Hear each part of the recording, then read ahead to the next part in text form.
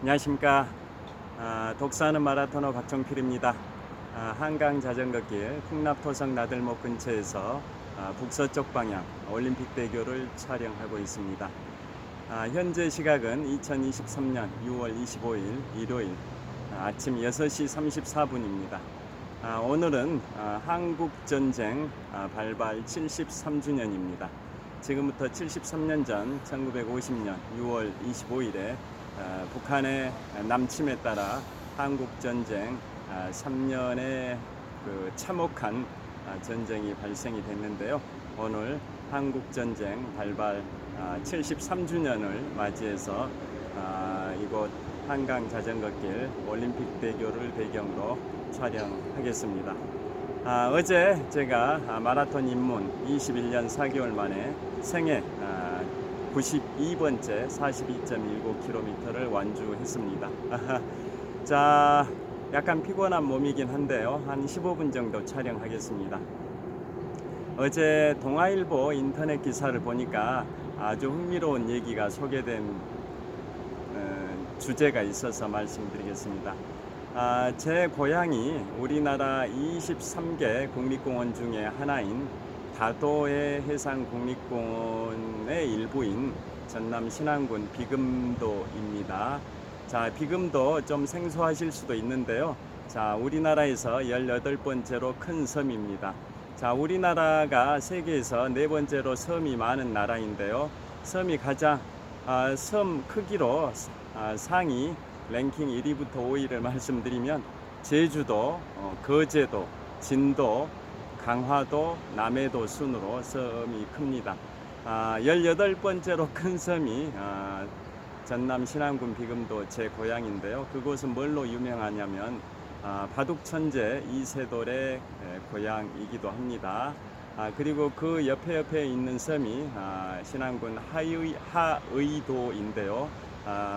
우리나라에서 유일하게 노벨상을 받으신 노벨 평화상 수상자이신 김대중 전 대통령님의 고향이 신안군 하의도로서 제 고향 비금도 옆에 있는 섬입니다. 자, 그래서 그 비금도가 어떻게 소개가 되어 있냐면 제가 지금부터 3년 2개월 전인 2020년 5월 4일에 그곳을 방문해서 유튜브를 촬영을 했었습니다. 그 당시 제가 유튜브를 시작한 지 딱 한 달도 안 된 시점, 한 보름 정도 된 시점이었습니다. 제가 유튜브를 시작한 게 2020년 4월 15일 국회의원 총선거가 끝나고 다음 날인 4월 16일부터 유튜브를 시작했으니까 유튜브 시작한 지 약 2주 반 정도 된 시점인 2020년 5월 4일에 제가 신안군 비금도 고향을 꽤 오랜만에 방문을 했었는데요. 그때 오늘 말씀드릴 그 명사심리 해수욕장 그곳에서 달리면서 유튜브를 촬영했었습니다.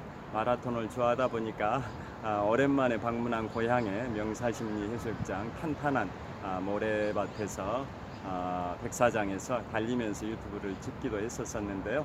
그리고 바둑천재 이세돌 구단의 그 업적을 기리는 이세돌 기념관이라고 있습니다. 제가 그곳 전남 신안군 비금도 대광초등학교에서 5학년 겨울방학 때 전남 목포로 이사를 해서 목포에서 초, 중, 고등학교를 졸업하고 대학은 서울로 진출을 했었는데요. 자, 제가 그 비금도에서 다녔던 비금 대광초등학교가 폐교가 되고 그 자리에 바둑천재 이세돌을 기리는 이세돌 바둑기념관이 개관을 한 게 한 10여 년 전인 것 같습니다. 자, 이세돌 구단 잘 아실 겁니다. 인류 최초로 인공지능 AI 알파고를 상대로 1승을 거뒀던 바둑천재 이세돌 대단한 그 바둑 기사분의 출생지가 제 고향 비금도와 동일하고 제가 다녔던 초등학교가 폐교된 자리에 이세돌 바둑 기념관이 건립이 됐습니다. 제가 그곳에서도 유튜브를 찍기도 했었습니다. 자, 그래서 오늘 말씀드릴 주제는 우리가 프랑스, 제가 13년 전 유럽 3개국을 방문했을 때 이탈리아, 스위스, 프랑스 3개국을 방문했었는데요. 이탈리아는 로마, 피렌체, 베네치아, 베로나, 밀라노 순으로 갔었고, 그 다음에 스위스로 넘어가기 직전에 프랑스에서 1924년 제1회 동계올림픽이 열렸던 샤모니에서 알프스 최고봉 몽블랑을 조망할 수 있는 에기디 미디 전망대 해발 3,842m 그곳까지 케이블카를 타고 올라가서 해발 4,807m 알프스 최고봉을 조망을 했었는데요. 그런 다음에 스위스 제네바로 이동해서 프랑스 파리에 입성해서 프랑스를 만끽을 했었습니다. 그게 13년 전입니다. 자, 프랑스와 우리 대한민국의 공식적인 첫 만남은 언제였었을까요? 프랑스와 우리 대한민국의 정부 간의 공식적인 첫 만남이 언제였을 것 같습니까? 자, 우리가 일반적으로 알기는 병인양요, 1866년 병인양요, 즉 프랑스의 함정이 강화도에 와가지고 교전이 발생됐던 게 병인년이 발생된 서양 세력의 소요 사건이다 해서 그 당시에 흥선대원군은 그 사건을 규정하기를 1866년 병인양요라고 합니다. 그로부터 5년 후에 미국의 함정이 평양 대동강 어귀에 나타나서 무단으로 측량을 하니까 또 우리나라가 함포 사격을 해서 발생된 게 미국과의 이제 공식적인 첫 교전인데요. 그게 1872년에 신미년에 서양 세력이 나타나서 소요 사건을 일으켰다 해서 그건 신미양요라고 하는데요. 그보다 5년 앞선 1866년 병인양요를 우리가 많이 떠올립니다. 프랑스와 우리의 첫 만남은. 그런데 그보다 앞서서 프랑스의 선교사들이 많이 들어와 있었는데요. 그 당시에 흥선대원군은 서세 동점의 시대, 즉 서양의 세력이 동양을 점령해 나가는 제국주의, 식민지 쟁탈, 식민지 개척의 시대에 그 개방을 하지 않고 폐쇄적인 그러한 쇄국 정책을 펼치는 바람에 우리가 서양의 문물을 제때 받아들이지 못해서 우리나라는 쇄국의 길로 흘러갔던 거고, 드디어 1910년에 한일 간의 강제 병합이라는 국치가 발생이 됐었는데요. 여하튼 흥선대원군 그 당시에 서양의 세력들이 우리 조선에 와가지고 선교 활동을 하거나 무역 개항을 요구하거나, 즉 통상을 요구하거나 선교 활동을 했을 경우에는 흥선대원군은 그거에 대해서 감옥에 집어넣거나 교역을 요구하면 감옥을 집어넣는 경우, 감옥에 수감했던 경우가 많은 것 같고, 그 다음에 선교 활동을 했을 경우에는 처형을 시켜버리는 경우가 많았었던 것 같습니다. 지금 보니까 물 위에, 한강 수면 위에 그 큰 잉어가 이렇게 팔딱거리는 게 가끔 보입니다. 소리도 들리고 아까 잠깐 목격했습니다. 자, 그래서 선교 활동을 요구하거나 통상을 요구했을 경우에는 처형을 하거나 감옥에 집어넣는 경우가 많았는데요. 그렇지 않은 케이스가 있었습니다. 그게 뭐냐? 병인양요 시점보다 15년이 앞섰던 1851년입니다. 그게 바로 제 고향 신안군 비금도에서 프랑스의 샴페인과 우리 조선의 막걸리 소주가 첫 공식적인 만남을, 그것도 양 정부의 관리들 간의 만남이 이루어졌습니다. 그게 바로 신안군 비금도입니다. 그래서 어제 인터넷 기사, 동아일보 기사를 보니까 프랑스의 샴페인과 조선의 막걸리의 만남이 이루어진 곳 신안군 비금도라고 엄청나게 긴 페이지에 걸쳐서 한 10여 페이지 되는 것 같았습니다. 10여 페이지에 걸쳐서 소개를 한 게 어제 밤에 동아일보 인터넷 기사에 소개된 내용입니다. 그걸 말씀드리고자 하는 건데요. 자, 어떻게 해서 그 조선의 그 수많은 섬, 우리 대한민국이 섬이 한 3,300개 정도 되는데요. 그 중에 18번째로 컸던 섬인 신안군 비금도에서 어떻게 해서 프랑스의 샴페인과 조선의 막걸리 소주가, 그것도 정부 관료들 간의 공식 만찬 현장에서 등장했는지를 소개를 해드리겠습니다. 그 당시에 포경선이라고 있습니다. 고래잡이 어선을 포경, 술을 고래, 술고래다 이런 표현이 있죠. 술고래란 말의 어원이 어디에서 왔을까요? 술을 많이 마시는 사람을 술고래라고 하는데요. 고래처럼 많이 마신다 이런 의미에서 어원이 왔다고 합니다. 술고래. 자, 그 당시에 포경선, 고래잡이 어선들이 전 세계적으로 많이 있었습니다. 고래잡이 어선. 그런데 그 중에서도 프랑스의 포경선인, 즉 고래잡이 어선은 주로 초창기에는 대서양에서 고래를 잡다가 대서양에 이제 뭐 고래들이 많이 줄어들다 보니까 그 다음에는 인도양으로 와서 고래를 잡다가 그 다음에는 남태평양, 호주, 뉴질랜드 쪽에서 고래를 잡다가 그것도 고래가 이제 어획량이 줄어드니까 북태평양, 동아시아 이쪽으로 와가지고 대한민국, 조선과 일본 동쪽에 있는 오츠크해 이쪽에서 북서태평양이죠. 북서태평양 쪽에서 고래를 잡기도 했었습니다. 그러는 과정에서 프랑스의 포경선이 난파가 됐습니다. 난파. 조선과 일본의 동쪽 지역인 오츠크해 이쪽에서 고래를 잡이를 하다가 난파가 돼서 그 당시에는 항해 기술도 굉장히 떨어지고 그 다음에 우리 하멜, 네덜란드의 하멜 표류기 해가지고 그것은 1600년대에 발생이 됐는데요.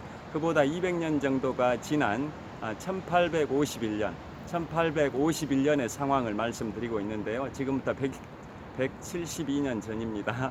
172년 전인 1851년에 그 당시에 프랑스의 포경선이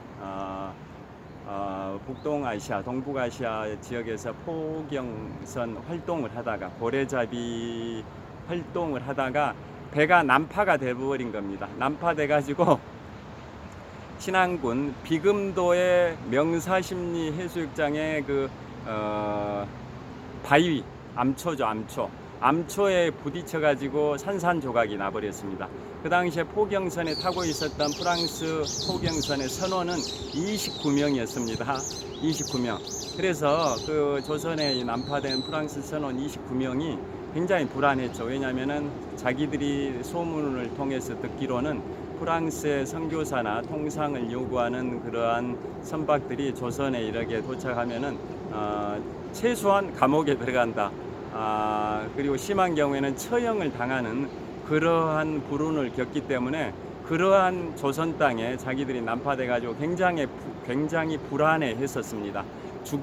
죽임을 당할 수도 있겠다라고 불안해 했었는데요. 그래서 난파됐던 선원 29명 중에 최정예 요원 9명을 선발해 가지고 9명이 작은 배를 거기에서 어떻게 빌려 탔는지 훔쳤는지는 모르겠는데 작은 배를 타고 서해 쪽으로 쭉 남서쪽 방향으로 항해를 했습니다. 그래서 도착한 곳이 어디냐? 중국의 상하이입니다. 중국의 상하이. 중국의 정치 수도가 베이징, 경제 수도가 상하이, 문화 수도를 시한이라고 하는데요. 그 중에 하나인 경제 수도 상하이에 도착을 한 겁니다. 상하이. 그래서 거기에 누가 있었냐? 주 중국 프랑스 영사가 있었습니다. 주 중국 프랑스 영사, 이름은 기억이 안 나는데요. 그 프랑스 영사한테 보고를 했습니다. 여차여차 해가지고 무서운 땅 조선에 거기에 들어가면 최소한 감옥에 들어가고 운이 안 좋으면 처형 당할 수 있는 조선 땅에 우리 프랑스의 포경선 선원 29명이 난파됐는데 그 중에 우리가 SOS 구출을 요청하러 왔다라고 주 중국 프랑스 영사, 상하이 영사죠. 상하이 주재 주 영사에게 보고를 했습니다. 그게 언제냐? 4월 19일입니다. 그러니까 조선 땅에서 난파된 게 지금부터 172년 전인 1851년 4월 2일 날 신안군 비금도에 난파가 됐는데요. 배를 어떻게 하나 구해가지고 상하이까지 이동하는데 한 2주 걸렸던 것 같습니다. 그래서 상하이에 도착한 게 1851년 4월 19일 우리 4.19 혁명 의거 기념일이죠. 그때 도착했고 프랑스 영사에게 보고를 하니까 프랑스 영사가 중국 선원들, 그 다음에 통역관, 그 다음에 영국인 선원도 포함을 시켰던 것 같고 여러 특수 요원들을 선발을 했습니다. 그래서 30명을 배에다 태우고 바로 다음 날인 4월 20일 날 조선을 향해서 항해를 했습니다. 즉 남아있는 선원, 포경선 선원 20명을 구출하기 위한 특수작전입니다. 그래서 도착한 곳이 제주도의 모슬포, 저기 우리나라 국토 최남단 마라도를 가는 항구가 모슬포지 않습니까? 대정항이라고 하는데요. 그쪽에 가가지고 제주도에 표류했는지 어디에 표류했는지를 잘 모르니까 그 표류에다가 구출 작전 요청하러 갔던 아홉 사람도 그 자기들이 도착한 곳이 어디인지 잘 몰랐던 거죠. 그래서 그 구출 작전을 주도했던 그 영사, 프랑스 영사는 제주도 모슬포항 주변에서 수소문을 했는데 뭐 표류한 했다라는 소문이 들은 사람이 없었고, 그래서 신안군에 우리나라가 섬이 3,300개 정도 중에서 우리나라 섬의 3분의 2가 전라남도에 있습니다. 그리고 그 절반이 전남 신안군에 있습니다. 우리나라 2,300개의 기초자치단체 중에 하나인 전남 신안군에 있는 섬이 우리나라 전체 섬의 3분의 1 정도에 해당되는 1,004개의 섬이 있습니다. 정확하게 1,004개는 아닌데 한 1,000여 개의 섬이 있는데요. 그 중에 유인도는 한 80개 정도, 나머지 대부분은 무인도입니다. 자, 그래서 신안군의 별칭이 1,004의 군 신안군이라고 합니다. 1969년에 무안군에서 분리돼서 새로운 무안군이라 해서 새로울 신자 무안한자 신안군인데요. 그게 1969년에 무안군에서 분리가 됐습니다. 자, 그래서 신안군은 우리나라 섬의 3분의 1이 있는데요. 자, 그래서 1,004의 섬 신안군입니다. 그래서 그 프랑스 영사가 이끄는 구출 작전 그 배가 제주도에서 이제 찾아내지 못하고 신안군으로 이동해서 신안군의 섬 이곳저곳을 다 수소문을 했습니다. 몇 시인지 시간을 보겠습니다. 올림픽대교고요. 50분이 됐습니다. 마무리를 빨리 하겠습니다. 자, 신안군의 섬 하나하나를 다 돌아다니면서 수소문을 했습니다. 그래서 드디어 비금도에 도착해가지고 도착한 날짜가 1851년 5월 1일에 도착을 했습니다. 근로자의 날인 5월 1일에. 그래서 그때 자기들 포경선이 난파됐던 비금도를 찾아가지고 거기에서 그 당시에 이제 어떤 만남이 이루어지냐면 다음 날 5월 2일 날 바로 신안군 비금도를 관할했던 그 관리가 누구냐? 나주 목사입니다. 나주 목사. 전라도 할 때 전라는 전주할 때 전자와 나주할 때 나자의 합성어가 전라도라는 거 아실 겁니다. 전주할 때 전자, 나주할 때 나자, 합성어가 전라도입니다. 그래서 그 나주 목사가 영산강 중류에 있는 나주 목사가 전남 신안군을 관할을 하고 있었습니다. 그래서 5월 2일 날 프랑스 영사와 나주 목사가 첫 공식 만남을 가졌고요. 그때 그 프랑스 영사가 구출 작전을 위해서 이끌고 왔던 배 안에 있던 수십 병의 샴페인과 그 다음에 와인을 꺼내가지고 그 만찬장에서 풀었습니다. 그에 대한 반대급부로 조선의 관리인 나주 목사도 조선의 술인 전통 막걸리, 소주를 또 대접을 했습니다. 그래서 1851년 5월 2일 날 프랑스의 샴페인과 와인 그리고 조선의 소주 막걸리가 서로 만찬장에서 성대한 만찬에 활용이 됐었던 게 바로 1851년 5월 2일 날입니다. 그때 바로 지금부터 172년 전인 1851년 5월 2일 날 프랑스의 샴페인 와인과 조선의 소주 막걸리가 만남을 가졌고, 그게 프랑스와 우리 정부 간의 관리들 간의 공식 만남이었습니다. 그런데 조선은 그때 선교 활동을 하거나 통상을 요구하면은 처형을 시키거나 감옥에 투옥을 시켰는데요. 반면에 난파된 선박에 대해서는 조선의 뭐 이제 체제 질서에 위협이 되는 것으로 보진 않았기 때문에 난파된 선박에 대해서는 인도주의적 차원에서 보내줬었답니다. 그래서 그 당시에도 난파됐다라는 보고가 나주목을 통해서 조선왕조에 보고됐고, 지금까지 말씀드린 것은 다 조선왕조실록이나 비변사 등록, 일성록에 기록되어 있는 그런 내용들을 다 토대로 동아일보가 전문가들의 고증을 거쳐서 기사화한 걸로 보여집니다. 그래서 그 당시에도 난파된 선원들에 대해서 배를 한 두 척 구해가지고 중국으로 보내도록 해라라고 정부에서 추진 중이었었답니다.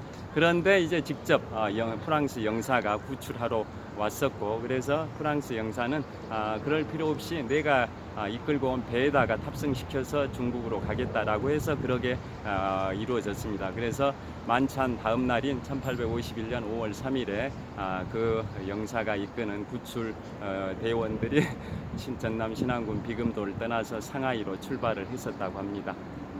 자, 그게 지금부터 172년 전에 프랑스의 샴페인 와인과 조선의 막걸리 소주가 공식 만남, 그것도 관리들 간의 우호적 차원에서 첫 만남이 이루어졌었습니다. 그래서 난파된 선박이었기 때문에 인도주의적 차원에서 그렇게 보내줬었다고 합니다. 자, 그래서 굉장히 재밌는 대목이 그렇게 소개됐었고요. 그곳 전남 신안군 명사심리 해수욕장 일대가 우리나라 다도해 해상국립공원, 우리나라의 23개 국립공원 중에 하나가 1981년도, 즉 지금부터 42년 전에 우리나라 국립공원으로 지정된 다도해 해상국립공원입니다. 그 다도해상국립공원이 8개 지구인데요. 그 중에 하나의 지구가 비금도 도초도 지구가 있습니다. 물론 그 근처에 또 흑산도 홍도 지구도 있는데요. 그 8개 지구 중에 하나인 비금도 도초도 지구의 일부가 바로 남프랑스의 그 포경선이 난파됐던 비금도의 명사심리 해수욕장입니다. 그곳에 제가 지금부터 3년 2개월 전인 2020년 5월 4일에 방문해서 유튜브를 찍으면서 백사장을 달리면서 촬영을 했었던 게 네이버 독서하는 마라토너 검색해 보시면 제 블로그에도 링크되어 있고 유튜브 이름도 독서하는 마라토너입니다. 거기에 검색해 보시면 명사심리 해수욕장을 달리면서 촬영한 유튜브도 있고 바둑천재 이세돌 구단을 기리는 이세돌 바둑기념관 앞에서 촬영한 것도 있습니다. 자, 현재 시각 2023년 6월 25일 일요일 6.25 한국전쟁 발발 73주년일에 시원한 강바람이 불고 있는 한강 올림픽대교를 배경으로 독서하는 마라토너 박종필이었습니다. 시청해 주셔서 감사합니다. 정말 시원한 바람이 불고 있습니다. 행복한, 즐거운, 보람찬, 뜻깊은 일요일 보내시길 빌겠습니다. 감사합니다. 화이팅!